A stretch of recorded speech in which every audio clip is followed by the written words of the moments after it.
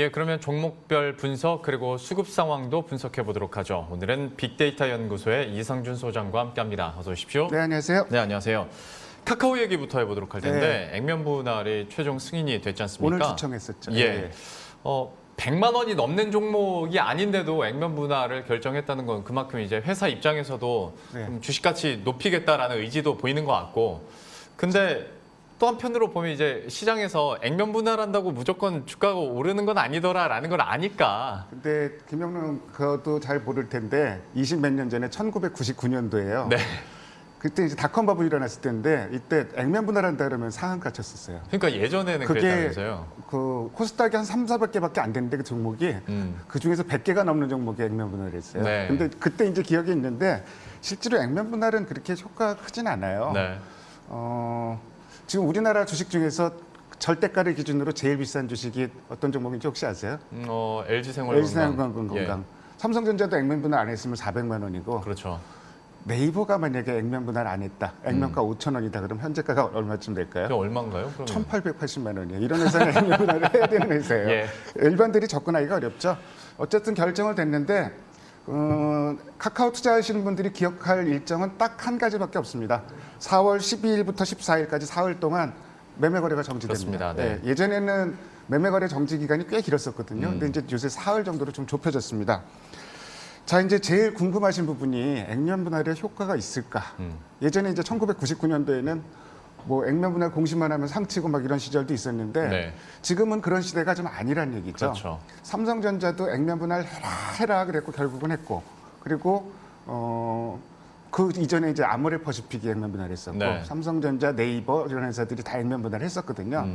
자, 액면 분할하고 어떻게 움직였는지 주가 흐름을 한번 좀 봤어요. 액면 분할해서 변경 상장한 날부터 주가가 어떻게 움직였는지 살펴보면은 D 플러스 30일 정도까지 제가 차트를 좀 살펴봤거든요. 살펴보니까 뭐 밑에가 지금 파란 선이 네이버고요. 기준선이 100인데 액면 분할하고 나서 주가가 쭉 빠졌죠. 흘러내렸죠. 그러니까 액면 분할이 당초에 너무 비싼 주식인데 거래가 잘 안 돼. 그러면은 좀 그 쪽에서 뭐 그 주식 수를 늘려갖고 좀 유동성을 늘리자 이런 취지로 시작을 되는데 주가 견인 효과는 생각보다 좀 나타나질 않는다는 게 조금 안타까운 얘기고요.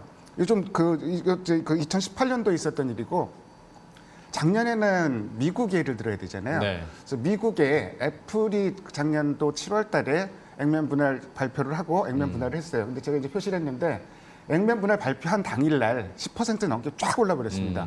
그러고선 그 분할 재상장 할 때 직전까지 주가는 올랐어요. 근데 그 이후로 보면은 주가는 쭉 흘러내리죠. 네. 자, 비슷한 예로 8월 11일인가 액면 분할 공시를 했던 테슬라가 있습니다. 네. 테슬라도 액면 분할 한다고 딱 발표를 하니까 10몇 %가 올랐는데 반면에 막상 그 8월 말에 분할해서 재상장되게 되니까 주가는 쭉 흘러내려요.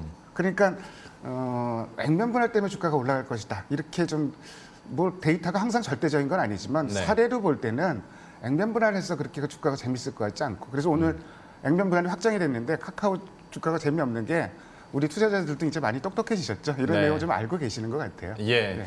자, 그런데 그러니까 어떻게 하다 보니까 이 액면 분할 이슈가 이런 이슈화되면 사서 오르다가 막상 액면 분할 결정하면 그때는 이제 매도를 하는 그런 뭐 분위기가 돼버렸는데, 그러면 카카오에 대해서 근데 실적 추정은 굉장히 좋게 나오고 어느 쪽에 조금 더 비중을 두고 그러면 사야 되나 말아야 되나? 우선 결론적으로 말씀드리고 싶은 거는 만약에 지금 카카오 갖고 계신 분들은 어떻게 하라고 제가 말씀 못 드리겠는데 액면 분할 그 전후에서 좀 그 카카오를 매집 사고 싶다 이러신 분들은 오히려 액면 분할 한 이후에 변경 생정이 된 이후에 분할해서 사시는 게 어떨까 좀 말씀드리고, 그 근거로는 펀더멘탈이 워낙 튼튼해요. 지금 카카오는 뭐 네이버도 마찬가지지만 실적 그게 상당히 좋잖아요. 실적 추정치를 살펴보면은 실적이 작년 비해서 얼마나 몇 % 좋아진다는 것도 중요한데 추정치가 상향되고 있다는 것도 상당히 좀 중요하잖아요. 그래서 지금 한 달 전에 비해서, 석 달 전에 비해서는 올해 영업이익 추정치가 상당히 많이 올라와 있습니다. 한 달 전에 비해서도 많이 올라와 있고, 여러 가지 지금 카카오는 그전에는 답답한 이미지가 여기저기 수익 모델은 제시를 했는데 실제로 돈을 못 벌었던 회사인데 지금 이제 돈을 벌고 있단 말이에요. 이런 부분이 가장 중요한 포인트일 것이고, 두 번째 포인트는 지금 계속 상반기 이러다가 조금 늦어질 가능성도 있는데 올해 지금 굵직한 두 개의 자회사 상장이 예상돼 있죠. 카카오페이, 카카오뱅크. 그렇죠. 카카오페이는 사실은 조금 문제는 있어요. 지금 지연되고 있는 게 알리바바 문제 때문에 상당히 좀 그런 부분이 뭐 지금 마윤회장 좀 공식 석상에 자기를 드러냈나요? 네. 그 얘기는 쑥 들어간 것 같은데 뭐 어디 골프 치고 있다 뭐 이런 얘기도 나오는데 알리바바가 워낙 엔트그룹이 워낙 지금 중국 당국과 삐그덕삐그덕 거리니까 그거 관련해서 노이즈가 있다. 대주주 적격성. 그 관련해 갖고 이제 마이데이터라는 게 있는데요. 예. 마이데이터도 이제 통합정보 시스템인데 이거 금융사들이 공동적으로 좀 정보를 관리하면서 맞춤형 서비스를 제공하는 거거든요. 네. 이런 문제 때문에 지금 이것도 지금 승인이 안 나고 있어요. 한번 떨어졌죠. 예, 네. 이제 조만간 난다 그러는데 그리고 4년 연속 적자다 이런 얘기도 나오고 있는데 그럼에도 불구하고 상장 자체는 흔들림이 없다. 다만 이제 회사에서는 6월을 장담하고 있는데 조금 늦어질 수는 있겠지만 이런 제도가 있고 네. 또 한 가지 이제 카카오뱅크도 하반기 이제 상장. 참고로 카카오페이에 대해서는 카카오가 56% 지분을 가지고 있고요. 카카오뱅크에 대해서는 34% 정도 갖고 있습니다. 근데 이런저런 흐름을 보더라도 역시 모든 걸 종합해서 볼 수 있는 건 수급 흐름인데 최근에 수급 흐름 보면은 기관 외국인이 뭐 공격적으로 사질 않고 있어요. 최근 수급 차트 보면은 별로 사질 않고 있는 흐름이기 때문에 예. 그래서 아까 결론적으로 미리 사는 것보다는 조금 여유 있게 접근하는 게 어떨까? 실적 자체로는 모멘텀이 있는데 저는 액면 분할이 호재일 것 같지는 않아요. 예, 좀 그렇게 좀 판단합니다. 예, 액면 분할에 대해서 이렇게 한번 살펴봤고요. 철강주에 대한 얘기도 한번 여쭤보도록 하겠습니다. 실적 추정치도 역시 계속 상향 조정되고 있는 업종 중에 하나이기도 네. 하고 건설주에 대한 기대감들 나오고 요즘에는 분위기가 살짝 꺾인 것 같긴 한데 자동차주에 대해서도 긍정적이다 보니까 네. 결국 이제 많이 쓰이게 될 철강에 대한 수요 개선 네. 그리고 확대 이런 얘기들은 참 많이 나오거든요. 철강주 투자에 대해서는 좀 어떻게 보십니까? 철강주가 최근에 철강 업종에 대해서 기관 외국인 4월 연속 상끌이가 나오고 있어요. 이런 업종이 요새 참 찾기 어려운데 오늘 시장 보더라도 단연 눈에 띄는 거는 철강주만 한 3%가 올라가고 있죠. 아침에 자료 준비할 때 구달은 더 많이 올라갔고 이거 참 지금 이 대목에서 어떻게 얘기해야 될지 모르겠는데 왜 올라가는지 일단 그 배경부터 설명드릴게요. 네. 자, 철광석 가격이 일반적으로 올라갈 때 철강 업황은 좋아진다고 얘기를 합니다. 철광석 수요가 늘어난다는 얘기잖아요. 근데 차트 한번 보시면은 제가 그렸는데 주간 단위로 집계하는 차트인데 3주 연속 지금 하락세를 보이고 있어요. 쌍봉 친 것 같은 모양이 나오고 있죠. 네. 자, 이러면은 통상적으로는 안 좋다고 봐야 되거든요. 근데 왜 이런 현상이 벌어졌느냐? 바로 환경 문제 때문입니다. 중국에서 환경 문제 때문에 당국에서 중국 철강사들 생산 줄여라. 근데 수요는 늘어나요. 그러면은 오히려 저희 철강석 가격이 중요한 게 아니라 제품 가격이 중요하잖아요. 그렇죠, 네. 제품 가격은 계속 올라가고 있고 가격 협상력도 생기고 있는 거예요. 네.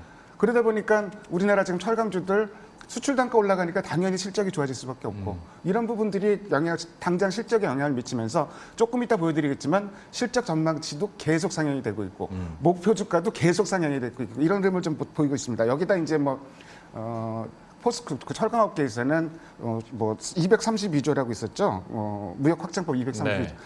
방위 또 보안 문제로 좀 관세를 세게 매긴다 이런 얘기인데 이거 심하다 미국에서 반대 목소리가 높아지고 있는 점 이런 점도 호재일 것 같고 또 한 가지 우리나라 철강주만 올라가느냐 미국에서도 철강주가 상당히 많이 올라오고 있습니다. 대표 종목이 US 스틸인데요.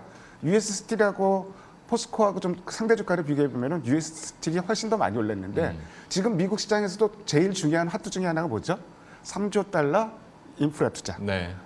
대표적으로 철강주가 수혜주라고 볼 수가 있어요. 근데 우리나라 철강주가 직접 수혜주는 아니겠지만 어떤 심리적인 측면에서 센티멘트 차원에서 좀 긍정적인 부분이 있고 참고로 US 스틸은 지난주 금요일날 뉴욕 증시에서 하루에 무려 11%나 폭등했습니다. 이런 것도 같이 참고해서 보시면 좋을 것 같아요.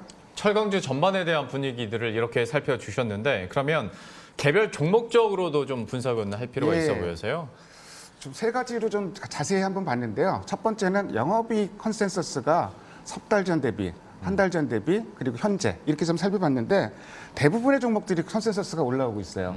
3개월 전 대비해서 많이 올라오고 있고 포스코는 철강 업황주였는데 대표적인 수혜주. 네. 현대제철은 어마어마한 턴어라운드 이렇게 얘기를 하고 있고 동국제강 세아베 스틸 이런 종목들 보면은 컨센서스가 다 올라오고 있어요. 특히 한 달 전에 비해서도 좀 그 컨센서스가 대부분 많이 올라오고 있고 예. 두 번째로 볼 부분은 목표 주가 대비해서 괴리율을 살펴봤는데 근데 이게 참 목표 주가라는 게 최근에 나온 리포트마다 팍팍 목표 주가가 올라오고 있으니까 네. 최근 리포트가 많이 나온 종목이 그 목표 주가도 높아요. 근데 괴리율이 제일 센 종목은 포스코고요. 그다음에 세아베스틸이나 현대제철도 한 10% 정도는 목표가 대비해서 여유가 있는 상황이고 마지막으로 세 번째로 수급 상황 살펴봤습니다. 지난주 닷새 동안 수급 좀 살펴봤는데 예. 5종목 나온 중에서 4종목이 쌍끌이 매수예요. 네. 근데 한 종목도 세아베스틸도 기관 매도가 나오는데 1억밖에 안 되죠. 저것도 그러니까 쏠림이라면 쏠림인데 업종 저 대표주 확연하네요. 쪽으로 싹 나오고 있고 예. 그러니까 최근에 철강 업종에 대해서 사흘 쌍끌이가 나오고 있다는 점. 그래서 가장 각광받을 수 있는 업종 중에 하나다. 이렇게 좀 꼽습니다. 뭐 한 종목 꼽으려면 역시 뭐 대표 종목으로 그렇죠. 포스코겠죠. 예. 수급으로 보나 실적으로 보나 현재 증권사 목표 주가와 관련된 괴리율로 보나 지금으로서는 대장주가 훨씬 유리하겠다라고 얘기 이렇게 들어봤고요. 코스피와 코스닥 수급적인 특징들도 체크해 보도록 하겠습니다. 좀 어떻게 파악이 됐습니까? 지난주 이렇게 특징 종목은 많지 않았는데 두산인프라코어가 물적 분할 이슈로 인해서 굉장히 시장에서 긍정적으로 평가를 받고 있죠. 쌍끌이 매수가 나온 게 좀 나오고요. 조금 전에 얘기한 철강주 쌍끌이 매수가 많이 나왔고 SK텔레콤도 일단 지배구조 변화 이런 기대감으로 쌍끌이 매수가 나왔습니다. 그리고 코스닥에서는 LNF가 강한 쌍끌이가 좀 나왔고요. 그 이후에 이제 서진시스템, TK케미칼 이런 종목들 정도가 쌍끌이 매수가 나오고 있는 종목들입니다. 예, 수급적인 특징들도 이렇게 살펴봤는데 이걸 좀 녹여서 현 시점에서 투자 전략은 어떻게 세워야 될지 이것도 한번 마지막으로 정리를 해주시죠. 코스피는 일단 3,000 깨졌는데 금방 또 올라오죠. 네. 바닥이 좀 단단해졌는데 근데 여전히 3,050포인트에서 막혀 있어요. 코스닥은 매물 분포로 보면 960포인트, 지금 얼마 남질 않았거든요.